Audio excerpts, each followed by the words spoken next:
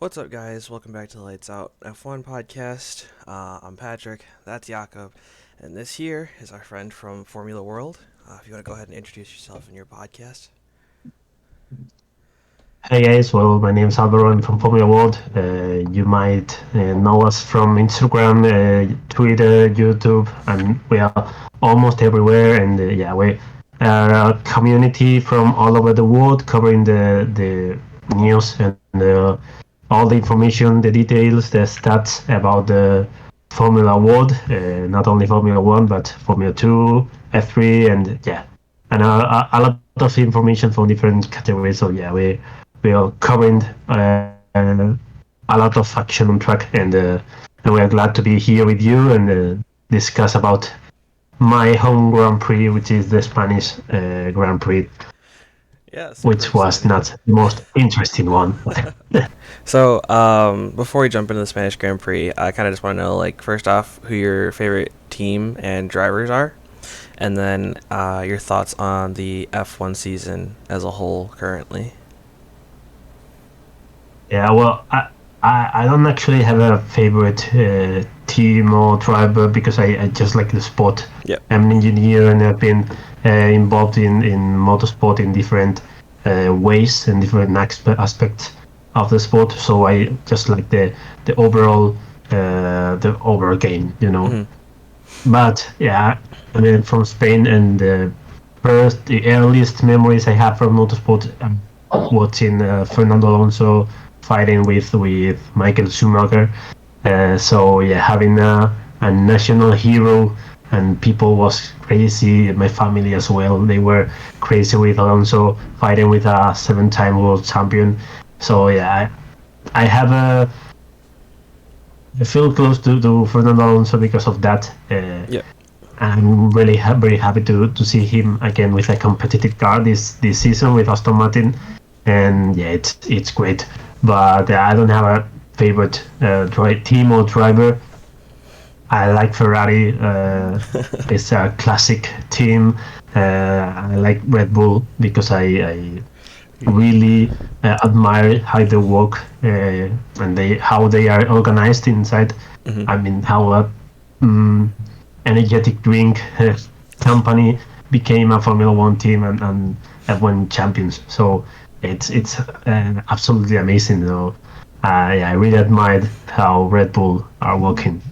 That's good. And the season, Yep. talking about this 2023 season, it's basically what we expected. Like Red Bull ahead of everyone, and it's interesting to have Aston Martin there, surprising everyone with Mercedes waking up after a difficult 2022 year, and yeah, Ferrari. Well, they are there. Nothing special from them, but I don't know what to expect from Ferrari. I mean, I never want to expect big things from them because if I do, I will be disappointed. So I try to just enjoy the Grand Prix, and yeah. Nice.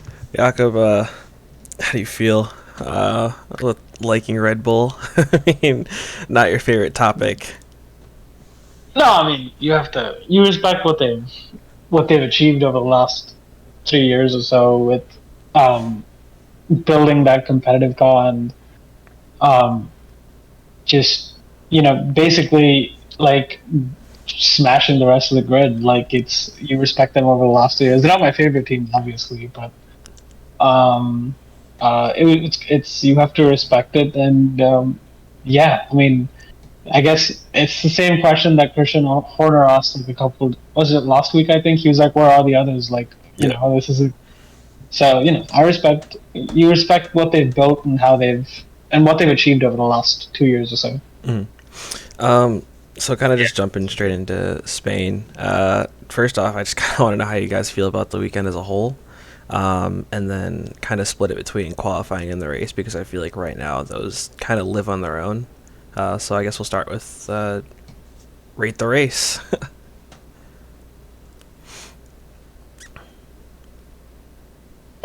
For me, from 1 to 10. Mm-hmm.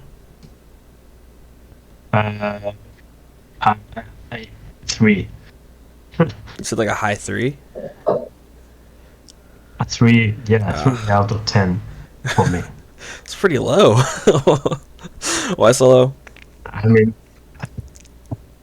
I expected much more from the race because the last years it was like a very strategic race with pit stops, with compounds selection, and we had like that rain forecast for today's race, and the rain never came. It was just George Russell was sweating all the race, and we had like, maybe it was me. We had like high expectations with Carlos Sainz at home, his home Grand Prix in P2. Like, I expected him to be more aggressive, even in the race start. And yeah, the Aston Martin was not in the pace in Barcelona. So it was interesting to see the recovery from Mercedes, especially George Russell, and he made a great race. But the track, also with the new layout, everyone had like the type with that last chicane removed, and it was more of the same, like only DRS overtakes and not much more. So Yeah. for me, it's a 3 out of 10. Jakob? I mean, I can see his point, but I thought it was a solid 7, 8 on 10. It was you had you had everything. Yes, the rain, it never came, so it would have been, I guess it would have been more exciting had the rain come. Maybe Max would have been given more of a run for his money. But I thought it was, well, as it was personally for me, it was a good race. Like, the Mercedes worked super well. They were quite clearly the second fastest car at this particular race. Yep. It was interesting to see how far Ferrari sort of dropped off. Leclerc made no impression on ever getting into the points. And Sainz, I don't know. Like with Sainz, he said, the team radio said, I think his engineer was like, you need to pick up the pace, and he said, I have pace in hand, and it was like Hamilton strolled up, mugged him off, and then continued on, and I was like, okay. So yeah, I mean, it was a solid 8 on 10. I think the only, I think, yeah, solid 8 on 10. Okay. What are your guys' thoughts on the removal of the chicane and the inclusion of 2 medium high, or I guess you can call them both high-speed corners because they're basically taken flat out? Because obviously, we were expecting a lot more overtaking to happen, and that was where it mainly happened. But it felt like before, Spain was one of those tracks where, outside of the really long main straight, it felt like one of the places where you get a lot more organic overtakes, like in the middle of corners and like directly out of the chicane, not really using DRS. So I'm kind of curious how you guys feel about the changes to the track. Alvaro, you can start. Well, I mean, I'm not a big fan of the Barcelona layout. It's very difficult to overtake with these huge cars, but also if you look at feeder series, the F2 and F3 results this weekend were like this, almost the same as the qualifying ones. So it's very difficult even to overtake with DRS and with smaller cars. They need to rethink this circuit if they want races to be more entertaining, or they need to rethink the strategic part of the race, because the Pirelli tires are too hard in overall, because Verstappen can do almost half of the race with the same compounds, and being first and doing the pit stop and keeping his lead. Yep. So it's not working. They need to think about this. the only teams that are struggling with the tires are the competitors for Red Bull, and the Aston Martins had terrible pace with the soft tires this race, and Ferrari are always struggling with this. So I think that's a problem from the layout in general, that it's very difficult to overtake and to have a close gap to the driver in front of you. And another point of the track is that testing is almost every year done there. Yep. So teams have they know every millimeter of the circuit perfectly. So the setup is perfect, and they don't need three practice sessions to make the car perfectly balanced and optimizing the package, because they know every single detail about the track. Yeah. So that's a big handicap for the circuit, in my point. Mm-hmm. Jakob? Kind of agree with them. I think the circuit is inherently needs a different layout. You can't just remove one chicane, make it a long high-speed corner, and then expect more. The entire circuit needs a rethink, and I think that's partly why they're considering Madrid for the future. But yeah, I mean, I think they don't need 3 practice sessions. Maybe convert Barcelona to a sprint race as opposed to having it at like Imola or Miami, where there's barely any overtaking. You can see that, yes, with DRS they can pass, and maybe convert Barcelona into a sprint weekend. But yeah, I think it definitely need the circuit format definitely needs a rethink, and I think the whole weekend in Barcelona needs a rethink, because the race was exciting, but I mean, you kind of expected Max out front, and then based on the only mystery was who was going to fill out the podium spots, and you just saw, like, as soon as the race started and got underway, you kind of knew Hamilton had second covered, and third was either going to be Sainz, Perez, or Russell, because the Aston Martins just fell off, had terrible pace this weekend. So, I think the entire weekend for Barcelona needs a bit of a rethink, maybe convert it into a sprint or change the form, sort of make some more adjustments to the circuit. Mm-hmm.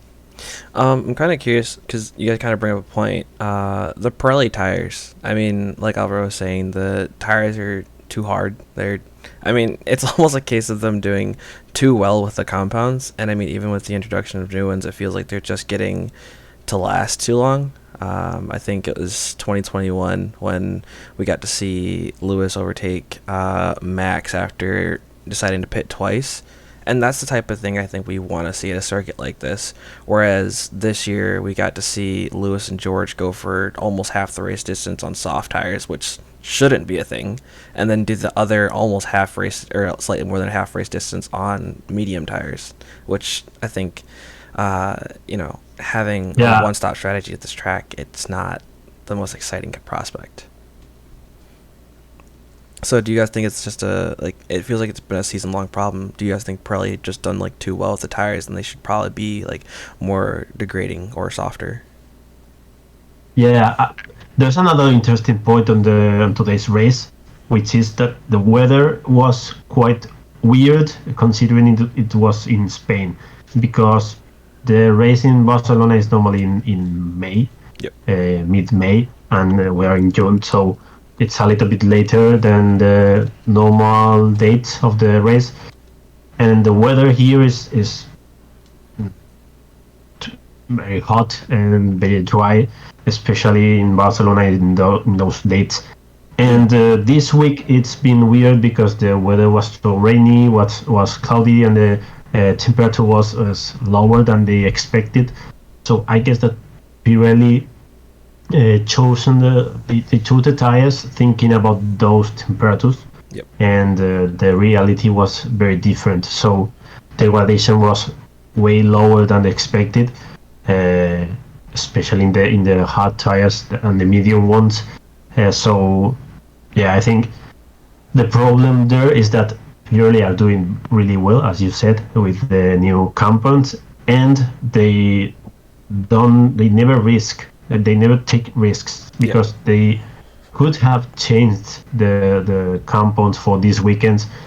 Okay, it's a challenge for the organization, for the logistics of the Pirelli organization. Yeah, that's true. But they knew that the weather was going to be cooler than the normal weather in Barcelona, and they didn't change the compounds. They could have said, okay, if it's, I don't remember, C3, let's choose the C4. Yep. Soft compound. And talking about Pirelli in general, I think the best solution and the most interesting one would be introducing another manufacturer for the races, like we used to have with Bridgestone and Michelin in like 20 years ago. Yeah. It was very interesting because there were different setups for the car.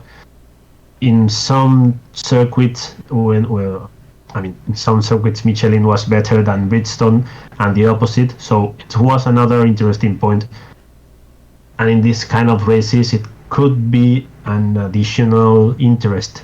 Not only which companies are they going to choose. It's will the Michelin medium compound will be better than the Bridgestone hard one, on how is it going to work in this car or in this other car.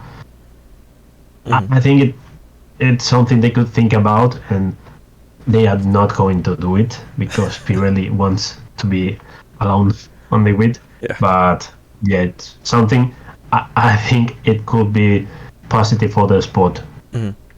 Jakob?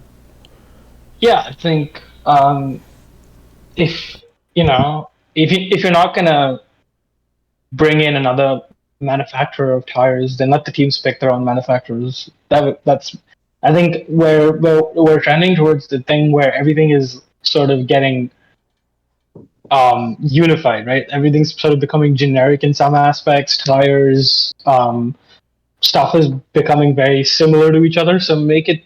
You've got even side pods, even car designs are now becoming very similar, which is a trend that occurs across Formula One. But if we're talking about the show and making it more interesting and making racing more interesting, let the teams pick their own manufacturers, and you might have like a variety of manufacturers. It might not be profitable for the manufacturers, but I'm sure a bunch of them would like to get into Formula One and get their names out there. Or we just let the teams pick their own compounds for the race. So let's say Ferrari picks C1, C2, C3. Let Red Bull might pick C3, C4, C5, right? Let them pick their own compounds. We used to have ultra soft, soft, super soft, medium, hards in 2018, and then we went soft, medium, hards.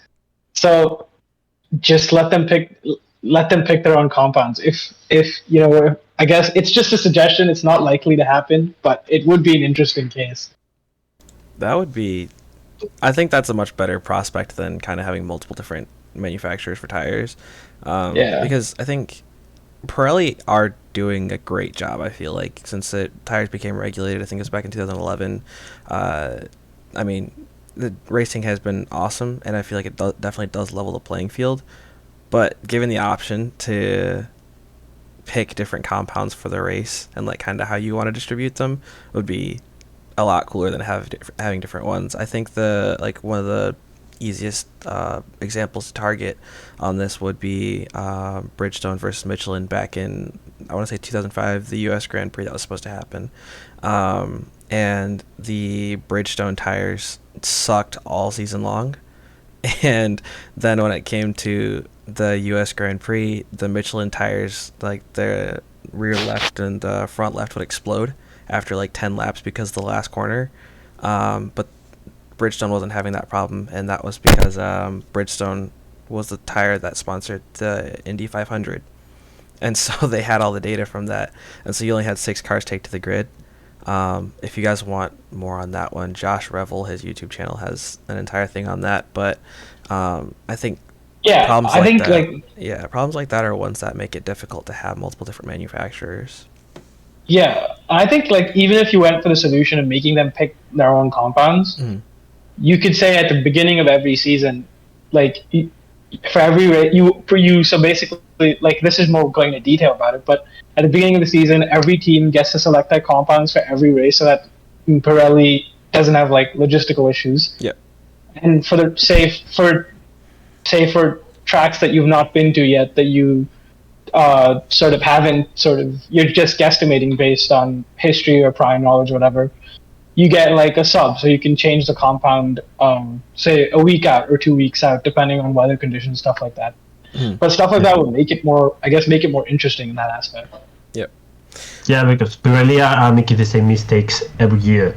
Like I think the best example of this is Alex Albon last year in Australia, uh, completing almost the whole race except of Yeah. one lap with the same compounds. And this year it happened again with Oscar Piastri.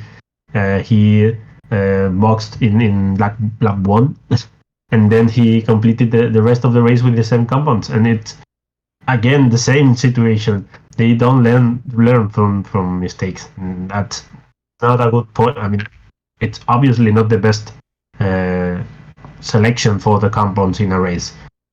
They must risk. And if teams try to do one pit stop and the tires explode, it's their problem. like Horner would say, change your tires. Because Yeah, it's your exactly. problem. You need to take care of your tire, and if you can't complete the race with one pit stop, another one, and it's your problem if you can't manage it. I think it's the sort of direct the going taking being a safe bet with the tires is sort of on Pirelli's end is sort of a reflection, a sort of a consequence of 2021, where you had tires just randomly sort of puncturing, right? You had Qatar where I think a bunch of tires had punctures, and then you had Silverstone where Lewis, Sainz, and Valtteri just had random punctures at the end of the race. And then again in Baku when Max and Stroll just hit the wall randomly because of punctures, right? And I think you had like all that flack that Pirelli got for, they need to harden the tires or whatever, all the negative stuff that Pirelli got from the teams. So I mean, yeah, I kind of agree with Alvaro. I think we need a more risky approach with the tires from Pirelli's end. Yeah, Yeah. because it's the wrong philosophy. I mean, you can't if drivers have punctures because they try to extend the stint too much. You can't think, okay, I'm going to do a harder tire. No, it's their problem. If they try to Yeah, extend the stint too much, they need to do another pit stop because they can't handle with those tires anymore. So it's not the right philosophy to say, okay, they are having issues. I'm going to do the perfect tire. No, that's not the sport. Yeah, I think that Formula One as a whole is like it's a race of risks, and like theoretically speaking, most of the time, the most excitement you get is when people take those risks, and whether it's drivers or teams or an organization as a whole, like when they take those risks and like when they sink or swim, like that's when you get the most excitement. Like Carlos last year as a light version of it, like deciding that he's not gonna protect Charles, like that definitely wasn't a team decision, but like you got probably one of the most exciting races out of it, and I mean probably one of the most iconic lines you'll ever get from a commentator. So, yeah, but yeah, so just the whole risk factor of F1, I feel like is getting taken out, and I feel like that's also up to the budget cap because Pirelli, they have to make their tires strong enough to support the cars for long stints, and teams will probably like give a lot of backlash to Pirelli if their tires explode and it deals damage to the car because that's damage that you weren't accounting for and it really wasn't your fault. But then kind of up to strategy as well, it kind of is your fault. But off yeah. the topic of tires, let's just talk about the teams and drivers today. Red Bull, there's not much to talk about. Max kind of just took it. So we'll just jump straight to Mercedes. They had an awesome race today. George pulled it back. So I'm kind of curious, like, how do you guys feel about their upgrades now that we see them on a more classic circuit and not at Monaco? Yeah. Yeah, how do you feel about it? It's it's they just got the right concept for the car. Yeah.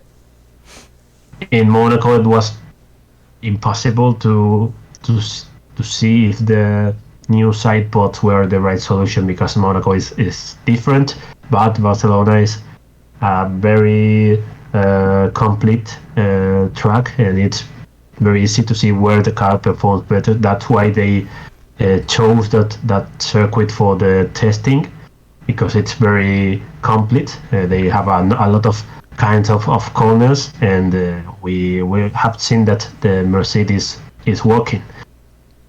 They had some problems in qualifying because it was so weird the session of Saturday this weekend, but the race pace is simply astonishing. It's been far better than the Ferrari pace, and I think it's going to be very similar to Aston Martin because I think they didn't have the best setup for this track, but I think they will be very similar, very close to each other, Mercedes and Aston Martin because of that concept.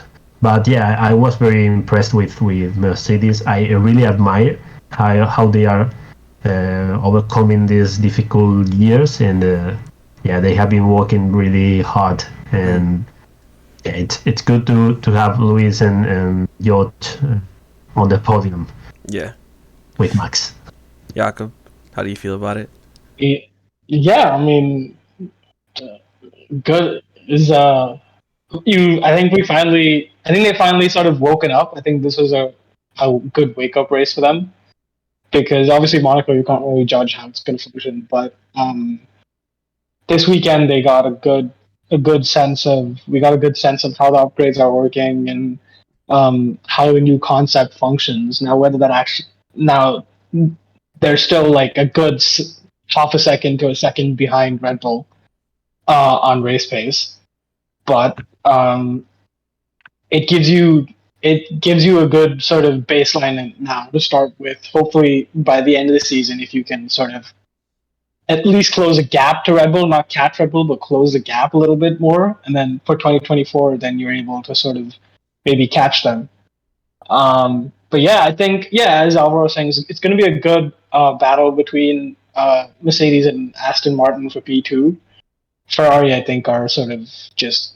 I don't know what to make of Ferrari, so we'll table that for another time. But I think my season prediction is Mercedes come out on top for P2 in the constructors solely because Fernando Alonso is sort of carrying Aston Martin and Lance Stroll isn't really doing a lot. So, yeah. So on the topic of Aston Martin, they also brought upgrades. I think every team brought upgrades to this track, save for Red Bull. It doesn't seem like Aston Martins were working that well. So I'm kind of curious. Like, do you guys think that it's just like, well, maybe we didn't get to see the best of what Fernando could do with the new upgrades because of his lap one excursion, or do you think it's just like representative of maybe it's not the best track for Aston Martin and maybe like prefer a track with more medium and slow speed corners and high speed corners? In qualifying, I think we could have seen Alonso higher than he finished because of that damage in the floor caused by the Q1 excursion and lap entering the fast lap. And I think that the biggest upgrades that Aston Martin is going to bring in the next few races, including this one, is next Grand Prix in Canada. They are bringing a big package, and their idea for this year is to introduce different upgrades all along the year because that the wind tunnel hours will change in mid-season because they finished last year in P7 in constructors and they are currently P3, so the time will be reduced for the last part of the season and they will have less time, so they are trying to organize the time in order to have the same amount of developing time for the whole year and not developing a lot now and then dropping the pace in the last part of the season. I think that's quite intelligent from them because they will be able to follow Mercedes, especially in that development of the car this year, and Red Bull will drop during the season, but they have a huge pace. I mean, a huge gap with the next car. So it's going to be difficult to catch them. But I think Aston Martin will have good upgrades in the next Grand Prix, and we know that Alonso is a specialist in taking the best from the car. We have seen it during the whole year in comparison to Stroll. Stroll made a great race today, and he was quite solid in qualifying. That's something that we must say. He was performing great this weekend. But yeah, we know that Fernando is going to carry the team the rest of the year for sure. Yeah, could be your thoughts on Aston Martin today. Yeah, I mean, pretty poor race, considering that they've been podium sitters for the last couple races. But I think you can put that down to Mercedes just having a good weekend and Alonso not having that great of a weekend. And Stroll, problem with Stroll is that he's unreliable. It's like one weekend he's just like languishing in P15, P16, competing at the lower end, and then on a weekend where Alonso is not doing that great, he'll have a decent weekend. Yeah, all things considered, I think it'll be a close battle between Aston and Mercedes. I think, with the development that I think they're going to have similar development curves in that sense because they're pretty similar cars. So, I'm looking forward to the battle, but I don't have a lot of hope riding on Lance Stroll competing at the high levels. Yeah. So the team that we kind of all keep putting down, and I mean rightfully so, Ferrari didn't have the greatest weekend. And I'm kind of curious to know how you guys feel about their upgrade package, because it feels like they're doing what McLaren have done 2 times in a row now, where rather than making an upgraded concept, they've kind of sidestepped to give themselves more space. And I think Fred Vasseur also said after Friday practice that, this isn't supposed to be a massive upgrade package. Like, they're planning on introducing upgrades basically every race for the rest of the season. So I'm kind of curious to know how you guys feel about the upgrade package and then about their weekend as a whole.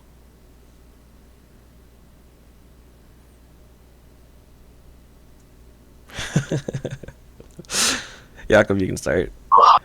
How to start talking about Ferrari. Yeah.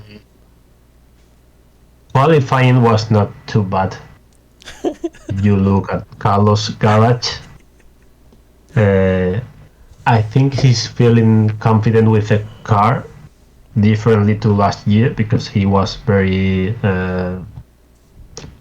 he was making a lot of mistakes because he wasn't confident with the new rules. And Charles, he's lacking confidence right now. When he has a competitive car and he can fight with the top teams, he's the best, or one of the best drivers on the grid.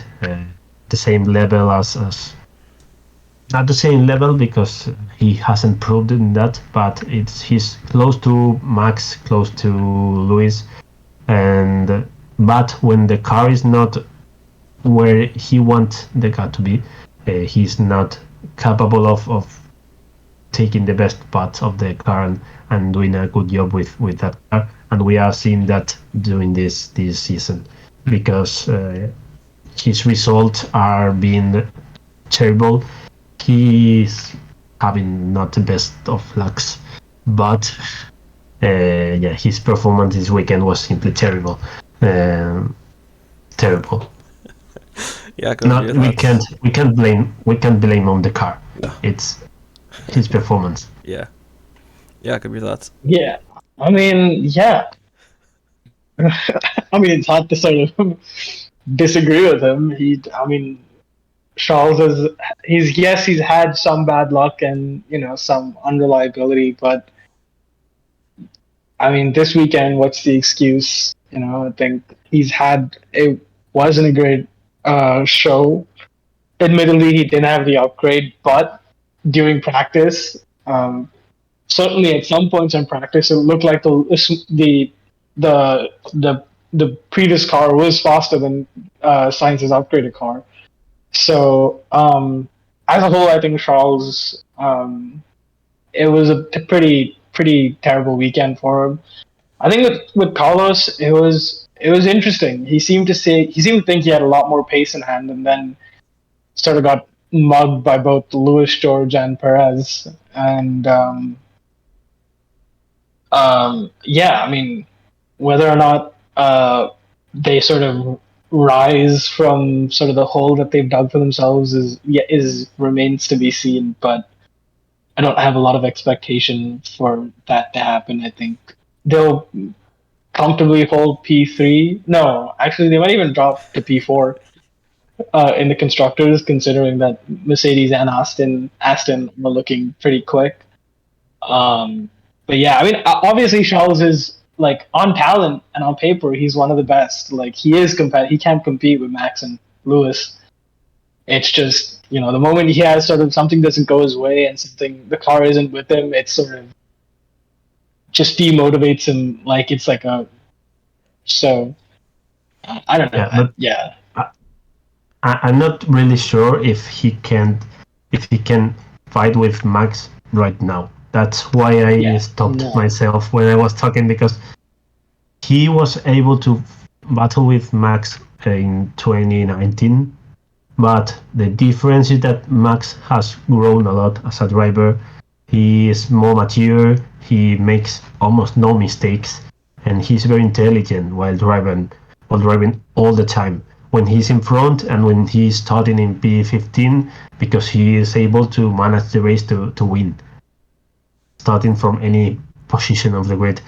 But Charles, I think he's not growing as he should if he wants to be a world champion. He needs to calm himself, try to give better feedback to the team, because that's something that I think differences him from Carlos. Carlos is great giving feedback to the engineers.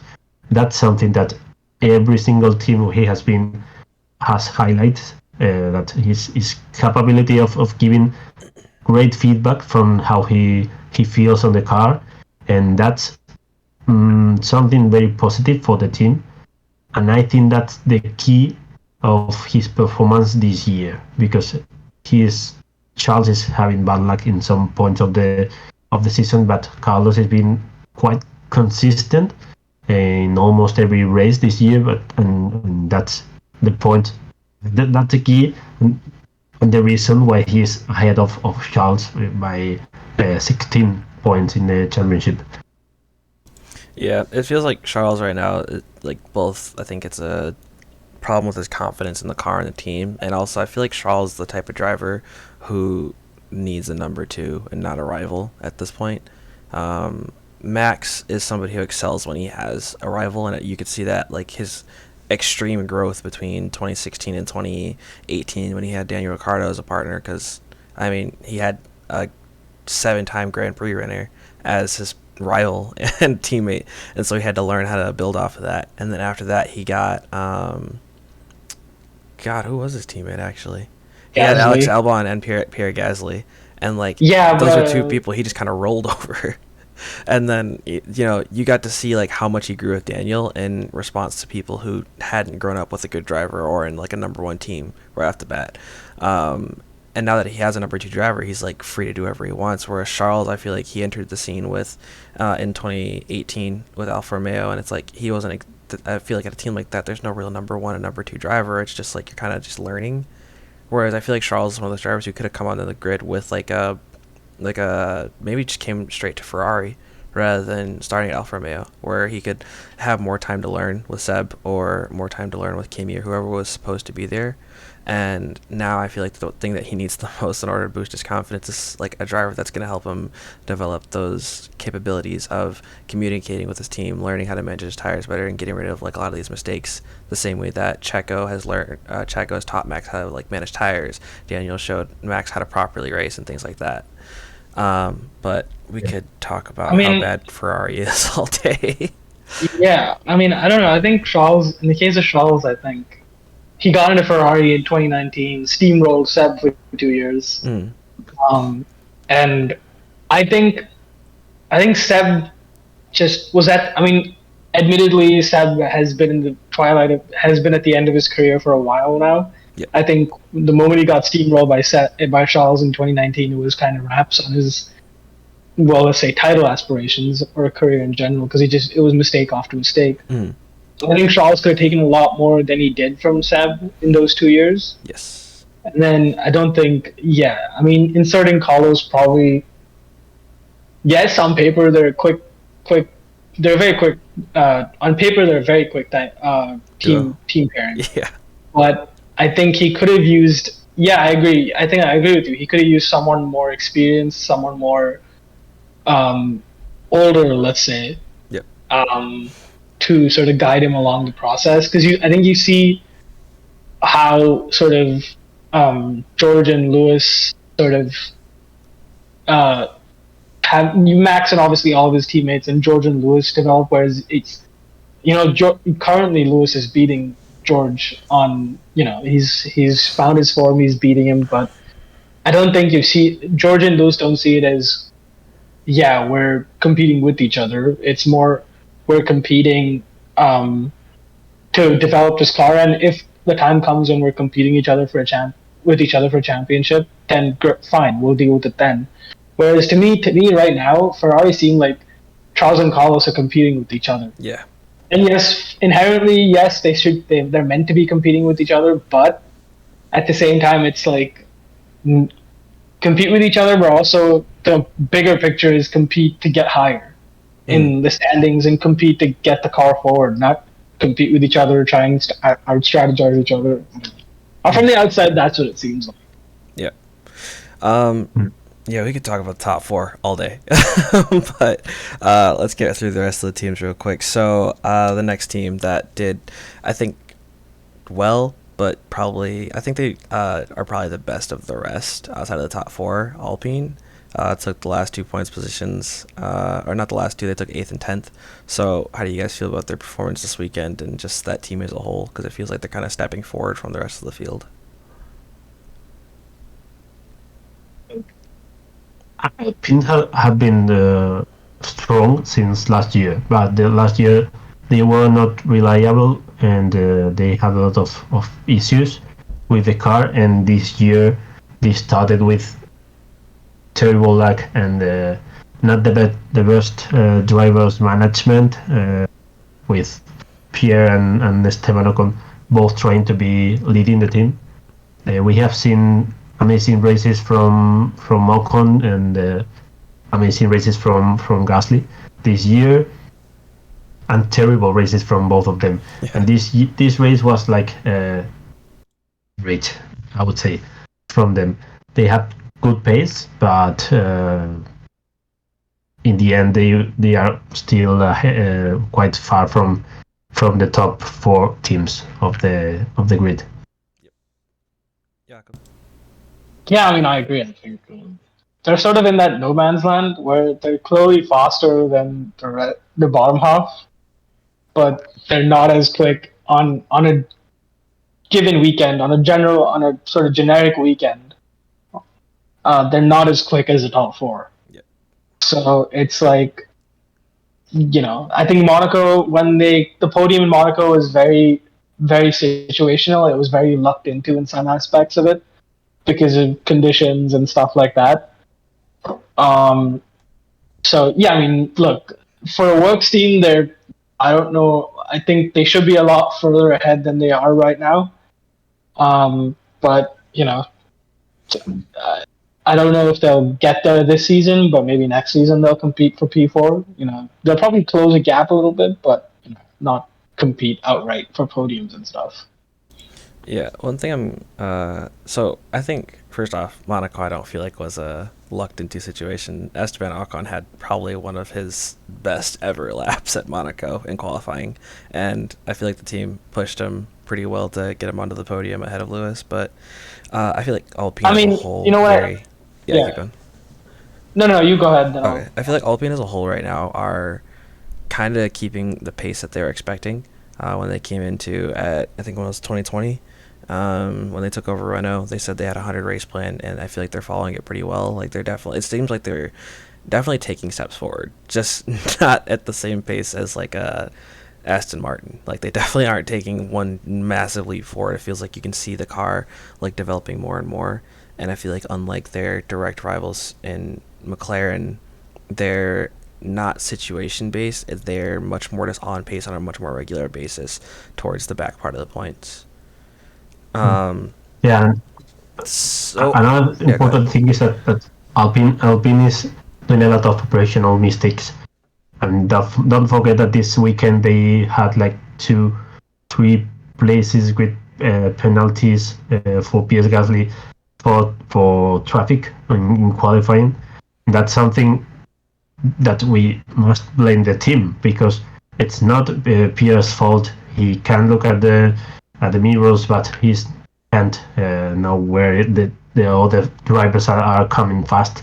That's something that your engineer must tell you, and we must be critical with them in this point. And it's not the first mistake they have done in this way.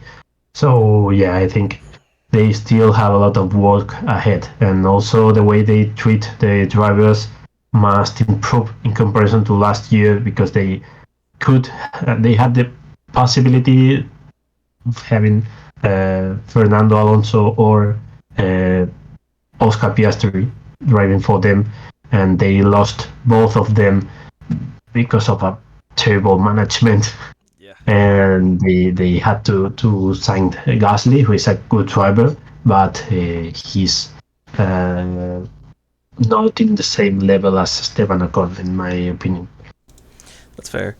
Kind of direct rivals, McLaren seemed like they were having an awesome weekend, but then it heated up on race day, and I think Lando kind of said it best that it feels like right now they're like how Mercedes were last year, where like in mildly cool conditions they seem like they can pull out a ton of pace, but in anything that's relatively normal they kind of just aren't on the pace. And also Lando had a very unfortunate start to his race. So how do you guys feel like their weekend went? But did they race today? Because I didn't see none of them. Oh, so glad Claire's not here. Not much more to say. Jakob, your thoughts? I mean, yeah. I mean, look, you could always you could always go on the hypotheticals and say, oh, had Lando not had that damage, where would he have ended up? But I still think they end up outside the points. So, I mean, because clearly the top 4, you had top 4 teams, that's 6 cars that were all quicker than the McLaren, and then the Alpines were quicker. So, I mean, I think had Lando not had that incident, maybe 10th, last few points positions, but I think it's more likely that they would have been outside the points. And yeah, I mean, they're just letting down Lando Norris so hard. Like, I was watching the post-race show, and he just looked so defeated after that race. And it just seems like they're Oscar Piastri is supposed to be this all-time talent, and they're letting both of them down. So I think they're at the rate Perez is going, I think he's at danger of losing that seat. So I think McLaren do have the risk of losing Lando Norris is definitely increasing I think, increases by a lot if they don't get their act together this season. Yeah. Um, yeah, there's not much more to say about them. They do have more upgrades coming, I think, in Canada, but not looking too bright for them. They still are better than a few of the other midfield teams, but it's like they're just not functioning properly. But they are also in the middle of finishing. I think their wind tunnel should be finished by mid-June, and so they'll hopefully start to be able to bring in some more, or at least study more for their 2024 car. And I think Lando's expressed his interest in staying until 2024 to see how that car functions and if the wind tunnel is actually going to ramp up the performance pretty well. Yeah, kind of like yeah. imagine that Red Bull seat opens up in 2024. I mean, like, so we all know that Lando's going to be an expensive driver, and McLaren are very handsomely paying him. I don't think Red Bull will be able to afford to pay both him and Max at the same time. Yeah, but it's outside. I think realistically speaking, it probably gonna be, if that seat does open up, it'll be Daniel Ricciardo. Yeah, true. I think they could. I think they could because Red Bull can race with the 2023 car until 2026. Oh, that's 100%. And they will win every race. Yeah, and also driver salary isn't part of the budget cap, so they're That's set to go. Okay, so a team that kind of shocked me today was Alfa Romeo. It feels like a very weird situation. I feel like most people are still expecting Valtteri to be the number one driver at that team, given his experience and how good of a driver we've known him to be at Mercedes and how reliable he's his driver. But Zhou today took P9. It was an awesome drive. I think he started from 12th and ended up P9 with some great overtakes and strategy calls. And then we had Valtteri say, "I'll protect him," after he got lapped by his teammates. So how do you guys feel about the dynamic in that team and, what direction they're headed in? Valtteri is just chilling this season with Alfa Romeo, and it's pretty obvious that Guan Yu is the driver who is carrying the team, and it's not as obvious as Fernando Alonso or Max that they are carrying their teams. Yep. Because the Alfa Romeo does not have many points right now, because the midfield is, they just have a few points available if you discount the Red Bull, Aston Martin, Ferrari, and Mercedes. So they don't have many points, but Joe has been performing great the last few races, and he did last year, but he had a lot of issues with the car and the bad luck. But he's a great driver. He's showing his skills in Formula One, and he can stay in the main category for a few more years if he has the possibility to change to a better team as Alfa Romeo than Alfa Romeo. Maybe with the Audi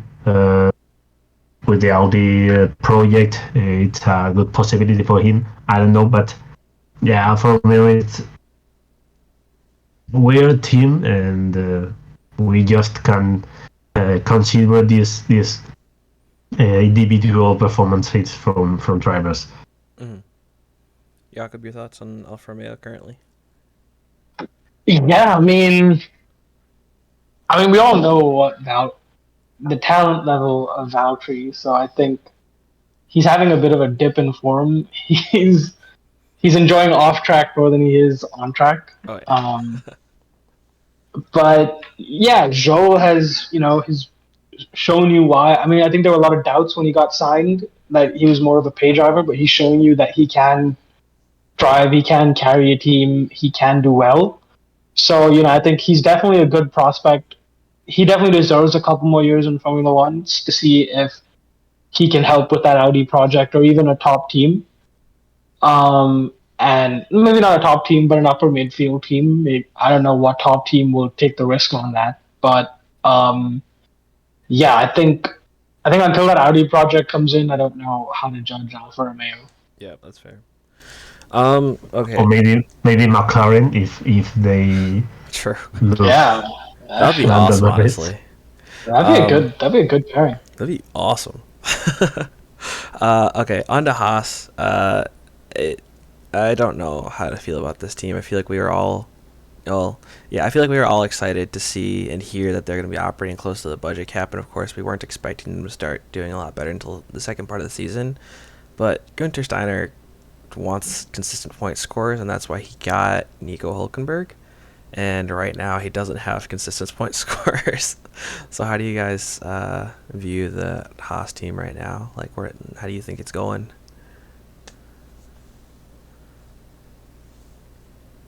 Us is like when in basketball teams, the coaches put on the game an old driver, an old player who just push other drivers and commit fault to stop the game. I think Haas is like like these players because they are fighting for any position on the grid. Doesn't matter if they are fighting for a P5 or if they are fighting for a P18.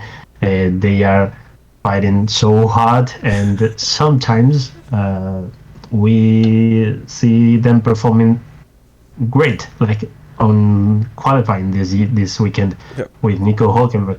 His performance was quite close to the midfield and even the top teams.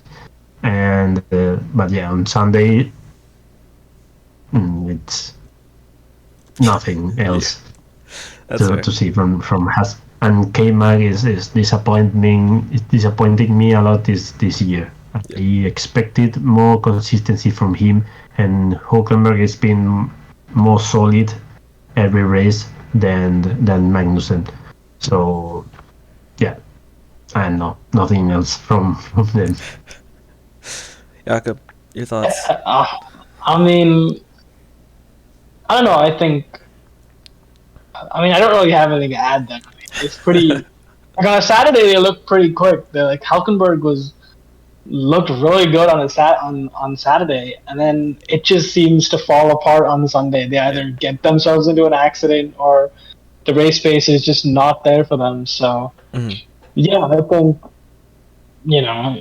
it just seems like they're in Formula One just to sort of drive at the back of the grid perennially. It always seems like that. They don't seem like they care about it. So I don't know. Obviously, Gunter Steiner wants more, so I think we'll see how the development goes. But as of right now, they're just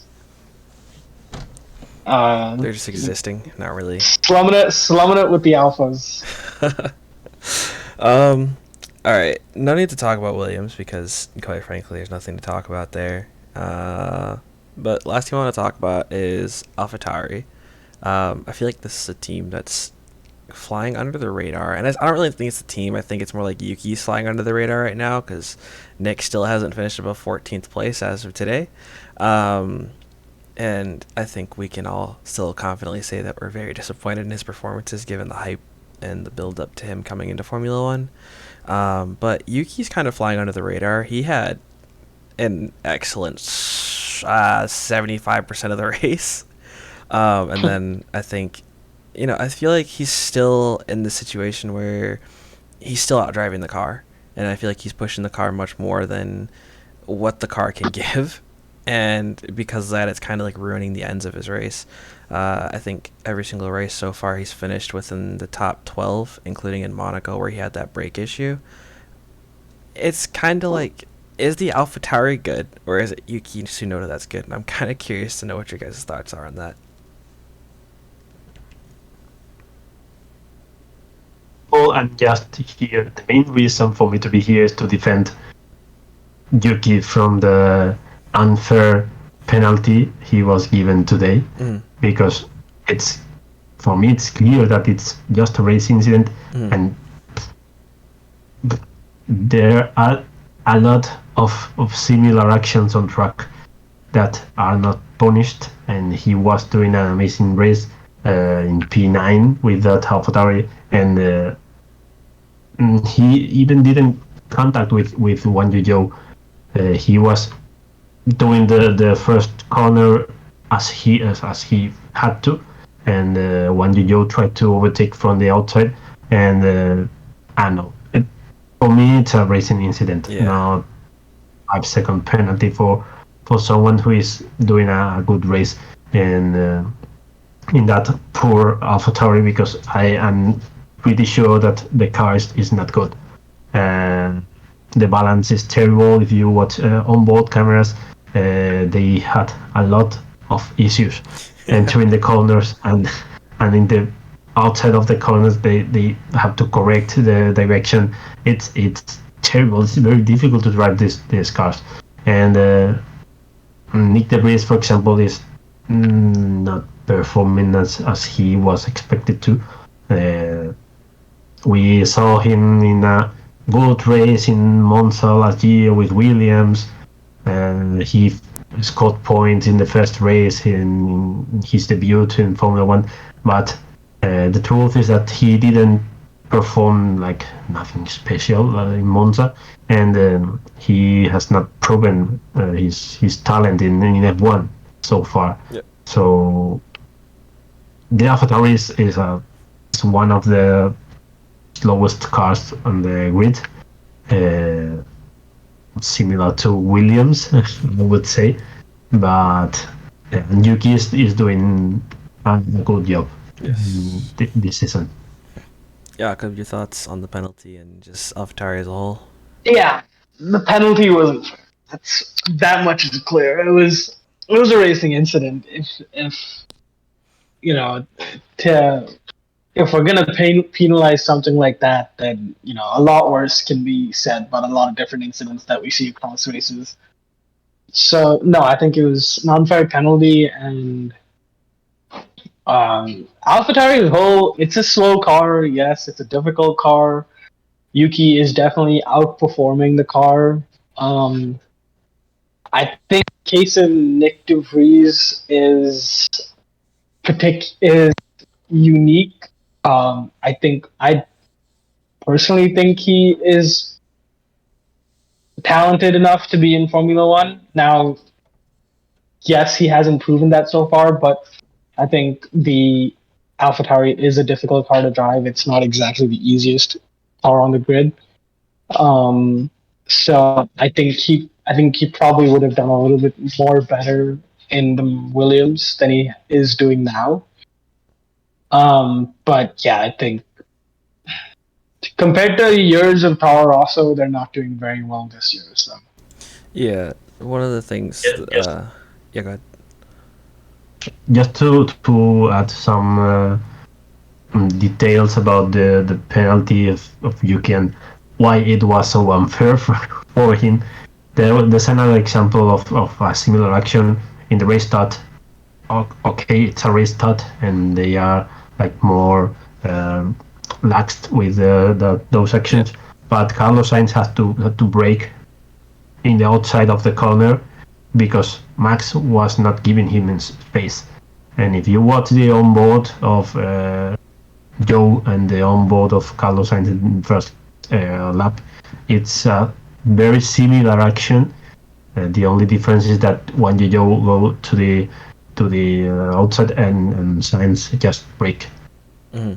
yeah, I mean, if you're gonna penalize, would have Max received a 5 second penalty? yeah, because I don't think if so. if you're gonna penalize that, then Max should have received a 5 second because his lack of not giving space caused Sainz to break, which then caused Lewis to break, which then caught Lando out. Yeah. So you could attribute Max's thing to Lando's incident and penalize him. So I don't think that was a fair penalty. I think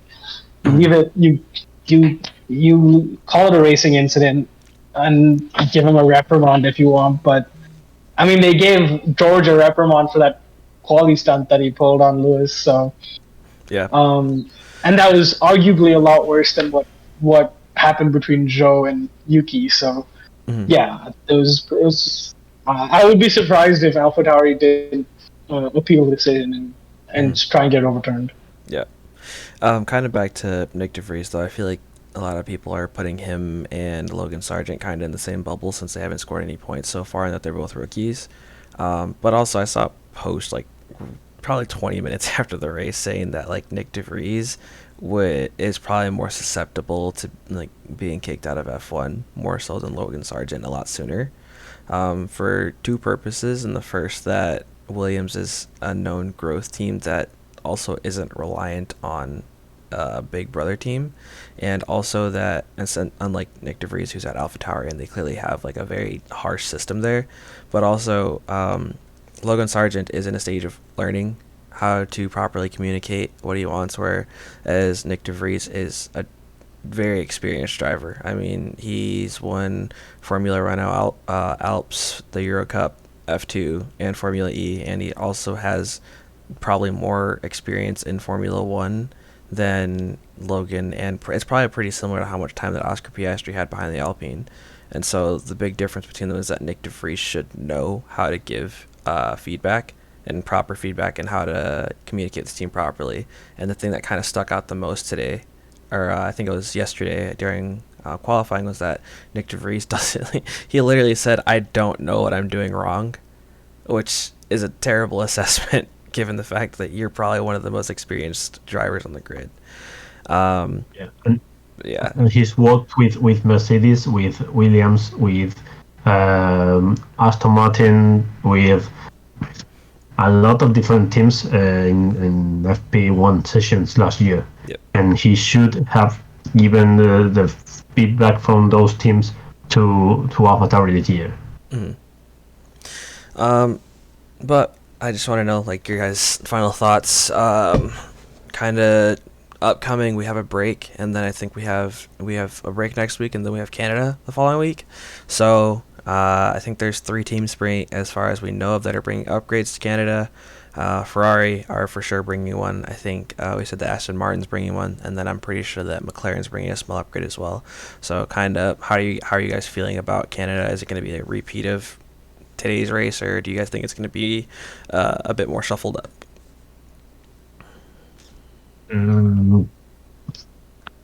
Red Bull 1-2. It should be like that. It's a great circuit for them. Yeah. Jakob, your thoughts? I don't know about the Red Bull 1-2. I can see Max Verstappen winning the race. Yes, that's almost a guaranteed sort of. If you were a betting man, you would probably bet on Max Verstappen winning. I don't know. I think one could hope that Aston and Mercedes have a good fight. I think Perez is going through a bit of sort of a low form sort of situation, lull in form. I think he's look, the title fight's over. I think he needs to realize that the title fight started. The title fight was on for about a race and a half, and now it's over. Yeah. And I think Helmut Marko is going to, over the next 2 weeks, Helmut Marko will be on that phone saying, "Listen, man, your title fight is over. Now your job is to get a Red Bull 1-2 in the Drivers' Championship." So, I think it's going to be. I think it'll be a bit. The order I think is going to stay relatively same. I think it's going to be Red Bull. Well, Red Bull being represented by Max Verstappen only, and then Mercedes, Aston Martin, Ferrari. But how that sort of shakes out between Mercedes and Aston Martin is going to be interesting to see. Mm-hmm. I feel like Canada is going to be an Aston Martin favored circuit. Circuits that have a lot of those really tight corners seem like something that the Aston Martin specializes at. And if the weather is anything like previous ones, it'll probably be a track that Mercedes are also pretty good at. Red Bull are kind of good at everything, so you don't have to really worry about them. And Ferrari, they have a cornering machine, and I feel like that's kind of why they got caught out in a track like this, because last year they had a car that was fantastic at medium and low speed corners, and this year it kind of feels like they sacrificed all of that to try to get more straight line speed, like up with the Red Bulls, and it didn't work, and now they are where they are now. So I feel like Aston Martin, I feel like it's going to edge out Mercedes in the next race just a little bit. Maybe it's going to be another Max, Lewis, Fernando type podium. But I can also see Checo being pretty far up there, even though he's in his slump. But he qualifies in the top 5, maybe if he qualifies P20, Yeah. That's fair. there's nothing to do. But yeah, that's all we got Never for you know. guys today. Again, this is Alvaro. If you want to go ahead and tell them where to find you, we'll also put it in the description. But go ahead. Sorry? If you want to tell them where to find you at. Yeah. Well, you can find us in Formula World on Instagram and Twitter, TikTok, YouTube. YouTube, we are as Formula World TV. You can find us with a different format for longer videos, and also on TikTok, we are there. So yeah, you can find us almost everywhere. And our Instagram, if you can put our Instagram here, you have the link for every single platform we are based in. Awesome. But for now, that's all we got for you guys. So since Claire's not here, Jakob's gonna do it this time. I'm. Oh, come on. Jakob, you gotta It's lights out. It's lights out, and away we go. There we go.